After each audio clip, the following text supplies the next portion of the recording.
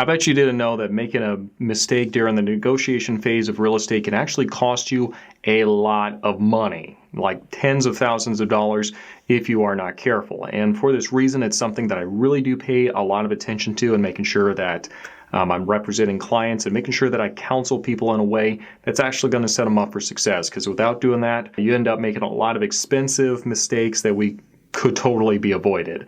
My name is Jamin Goecker. I'm a realtor in South Central Alaska with Keller Williams, and my mission is to help you to build an intentional and significant legacy for yourself and your family by coaching you in real estate. And today, what we're going to be talking about are kind of the newbie negotiating mistakes that people make as they're trying to get their property sold.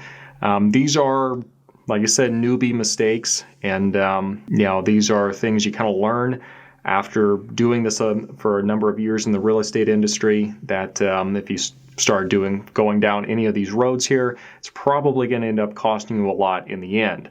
So let's go and jump into that in just a minute. Before we get started though, do make sure you give this video a like, subscribe to the channel to receive more information like this, and let's go and jump into today's video. Now, one of the big mistakes that people make in negotiations right off the bat is pricing their property too high. Now, this doesn't really sound like a negotiating mistake, but what it is that initial asking price you ask for the house, that is the first move that anybody makes in the negotiations, okay? So we need to make sure that you are being realistic with the price, that it's within line, like it's a fair market value of what you're asking for, and it's not exorbitantly high. We can go a little bit above just to test the market and see, but if it's obvious that it's just not worth whatever it is that they're asking, then it's going to actually put you in a bad spot, because then it's just going to sit on the market, and eventually you're going to have to come down. But at that point, you don't really have the initiative that you had before with being the new fresh thing on the market. So it turns into, starting out too high does end up putting you in a bad spot. The second big negotiating newbie mistake I see is when somebody is asking way more than is customary of the other side. For instance, a lot of the closing expenses are not necessarily set in stone. So-and-so has to pay this, so-and-so has to pay that. But just because you know that doesn't mean it's a good idea to go and ask for the other side to pay for everything that you possibly can. Because at that point, they know it's customary, they're going to get turned off, and they're probably just going to walk away and not have anything to do with that garbage, okay? Because people have a really, really fine-tuned sense of fairness, and if they feel like they're not being treated fairly, then they're just going to walk away. And what's defined as fair in this case is what is customary. So unless something becomes not customary, I would probably shy away from asking too much above that, unless there's some very specific dynamics in the situation that definitely does call for it. And sometimes that happens, but I'm just saying, for instances like in closing expenses, if I'm working with the seller and asking for the buyer to pay for their own title policy, or all these other things that are customarily a seller expense, I'm gonna counsel shying away from that in most instances, just because the buyer's gonna have a very fine-tuned sense of fairness, and they're probably just gonna say good riddance and walk away, and that's gonna end up costing you money, usually, because then you're gonna have to go back onto the market and wait until hopefully another buyer comes around. Meanwhile, you're paying mortgage and interest and utilities, taxes, everything else that goes along with it.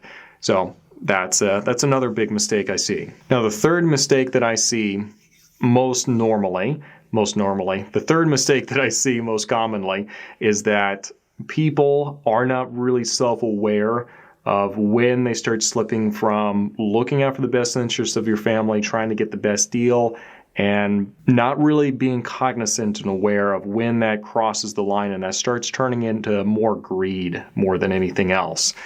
And this can kind of be a controversial topic, and a lot of people get very, very touchy about it. And I mean, I get it. And I see it in myself sometimes in retrospect, looking back and talking with people, and it's like, man, that I was kind of skirting the line on that one, like nothing unethical or anything, but that I was getting kind of greedy there. And I mean, you play poker, and you definitely do get a good sense for when you start crossing that line and getting into more greedy territory. Just know thyself and know when you're crossing that line, and when you need to just kind of take a bit of a step back and say, okay, well, ultimately, what are we trying to do here? We're trying to move. Okay, great. Trying to get as much as we can. Okay, great.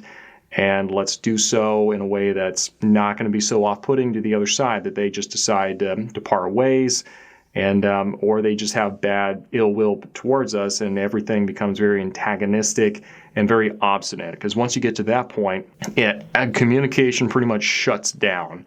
You don't really have buyer and seller, buyer agent, seller agent working with each other to come up with solutions, which is what you want. What you have is two camps that are just, they are ready to go. That's not what you want. If that's your style of negotiating, you need to go work with somebody else, because I'm just not going to mess with that. I'm certainly not going to be the one initiating it. But, and this is going to be your fourth tip, the other newbie negotiating mistake is not realizing when the other side isn't coming at it with that same mentality. Because what I said before, definitely making sure you're coming at it with kind of an open mind and being willing to work with the other side. If the other side doesn't have that same intent, you need to wise up to that very quickly. And as much as I don't like going into that really antagonistic stance, if that's the only way that we have to make something happen, then I'm going to do it, because there are some real bullies out there, and it's time to go toe-to-toe with them. So I'm going to have a good, clean, open negotiating stance for the most part, but if somebody pushes me to that, then I have no problem at all going to the mat and making sure that we get better than we give, or give better than we get. Let's take a break here real quick. For those of you who've been watching for a little bit, you do know that I host a online seller seminar every month on the last Saturday of the month. And this month, that is going to be the 25th of June, and next month, July, that's going to be the 30th of July. These are very laid-back seller seminars where you can just come in, ask questions that you have. I obviously have a presentation, and we can go over that. But this is really designed to just kind of be a session where you can kind of dip your toes into the real estate market here and get a sense for what's going on and get your questions answered in really plain English. So if this is something that you would be interested in, do make sure you RSVP with the links that are down below, and we look forward to seeing you there. Now, one of the biggest mistakes that I see kind of newbies making as they're negotiating back and forth is setting ultimatums too soon. Okay? Once you set an ultimatum, you have to be willing to just walk away, or do whatever it is that you said you're going to do if you don't get your way. If you said, okay, well, if we don't get this price, then go away, we're not interested in dealing with you, and they say we're not going to offer you that price, and now we're going to offer this instead, and you stay in the game, then you've clearly signaled to them that you don't have the will to follow through on what you say, or you're going to bluster and you're going to say things that you don't actually intend on following through on, which either one, not great. You've not set yourself up well for negotiating in this round, and you haven't set yourself up well in the future either, because now they know every other step in the process. Now, when we're negotiating, you're probably, your ultimatums really aren't worth all that much, because we've called your bluff before and it wasn't a big deal. So this actually happened with me before. I was earlier in my career, and we were going back and forth on negotiating. I was representing the buyer, and sent forward some repairs, and they said, okay, well, absolutely do not ask for anything else. And I was like, don't ask for anything else, or we'll walk. And I was talking with the buyer. I was like, yeah, okay, we both decided. We're both just like, yeah, okay, cool. Well, here's our additional demands. And, eventually they came around and ended up having to do it, but that really set them up in a bad way for the rest of the transaction, because we knew their ultimatums really weren't going to actually enforce them. And, we probably got away with more than we should have on that one from a negotiating standpoint, just because they made an ultimatum, and we felt more bold in challenging those ultimatums later on. So if you set an ultimatum, plan on actually following through on it. And for everything that's good and holy, do not set an ultimatum if you don't plan on actually following through. Now, the final way that I see that people really mess up when it comes to negotiating is not really coming at it with the right approach.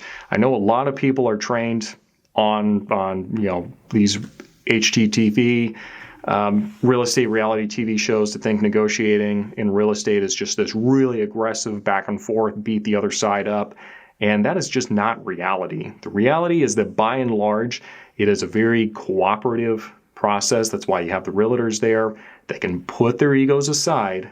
That can be difficult sometimes for some people. Like, I'm not a saint myself. Like, I feel like the hackles rising. It's like, okay, like it's my job right now to not let my emotions get involved, don't let my ego get involved, because as soon as that happens and the realtor's emotionally invested, things can go sideways really quick. So the important thing is to really have the approach of, okay, we're both trying to get the same thing done here, and we're just looking for a solution, and we're working together to make it happen.